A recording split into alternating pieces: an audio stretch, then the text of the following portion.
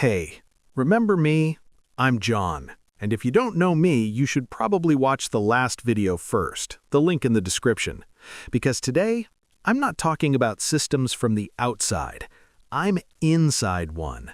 This place doesn't just hold people, it burns money. Every hour, every cell, every locked door. And most people have no idea how much it really costs to keep a prison running. So today, let's answer a very uncomfortable question. How much does it cost to run a prison? Most people imagine prisons as simple places, concrete walls, bars, guards. Once it's built, they assume the cost is mostly over. But that idea is wrong, because a prison isn't a building, it's a machine. And machines don't stop costing money just because they're standing still. The moment a prison opens, the meter starts running, and it never stops. Lights stay on, cameras stay live, doors stay locked. 24 hours a day, 365 days a year. Electricity alone can cost millions annually. Industrial lighting, security systems, control rooms, climate control. A prison can't shut down at night. It has to be awake even when everyone inside is supposed to be asleep. Now, add people.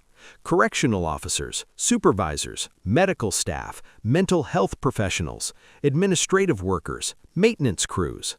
A single medium security prison can employ hundreds of staff, and unlike inmates, they go home. They get salaries, benefits, overtime. Staffing alone can account for 50 to 70% of a prison's total operating budget. In some states, the average correctional officer earns $50,000 to $80,000 per year. Multiply that by hundreds. Now add night shifts, hazard pay, training. The bill grows fast. A prison is basically a locked city, and cities eat. Every inmate needs 3 meals a day, every day. Food contracts, storage, refrigeration, kitchen staff. On average, feeding one inmate costs $3 to $6 per day. That sounds cheap until you multiply it by thousands of inmates and 365 days a year. Food alone can cost millions annually, and that's for meals designed to be affordable, not enjoyable. Now comes the expense nobody likes to talk about: healthcare. Prisons are legally required to provide medical care. Doctor visits, medication, emergency treatment, mental health services. And prison populations have higher than average health needs: chronic illness, addiction, psychiatric disorders.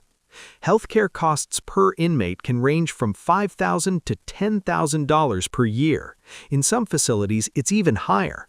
This is one of the fastest growing prison expenses, and it's unavoidable. Prisons deteriorate fast. Heavy doors, metal fixtures, concrete under constant stress. Cells break, locks fail, plumbing clogs. Security systems must be maintained perfectly because failure isn't an inconvenience, it's a crisis.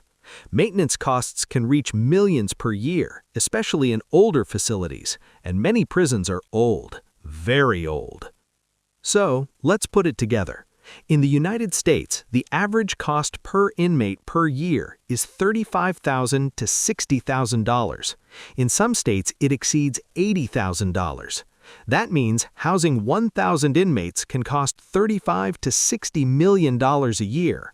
Large prison systems burn hundreds of millions to billions annually, and that's just to maintain the status quo. Not reform, not rehabilitation, not improvement. Just containment. Here's where it gets uncomfortable. A prison is expensive to run, which means empty cells are financially inefficient. The system is built around occupancy, staff levels, budgets, contracts. Everything assumes the prison stays full. And once a system is designed that way, the incentive quietly shifts from reducing inmates to managing them, from solving problems to sustaining operations. That doesn't mean individuals are evil. It means systems follow money. They always do. Private prisons add another layer. They operate under contracts that often guarantee minimum occupancy levels. If the prison isn't full, the government still pays, which means taxpayers pay for empty beds.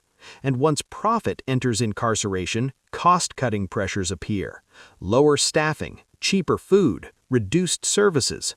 The math changes. So how much does it cost to run a prison? For a medium-sized facility, $50 to $100 million a year. For an entire state prison system, billions. Nationwide, tens of billions every year. And none of that includes the long-term social cost after people leave. Prisons aren't just buildings, they're financial commitments, long-term ones.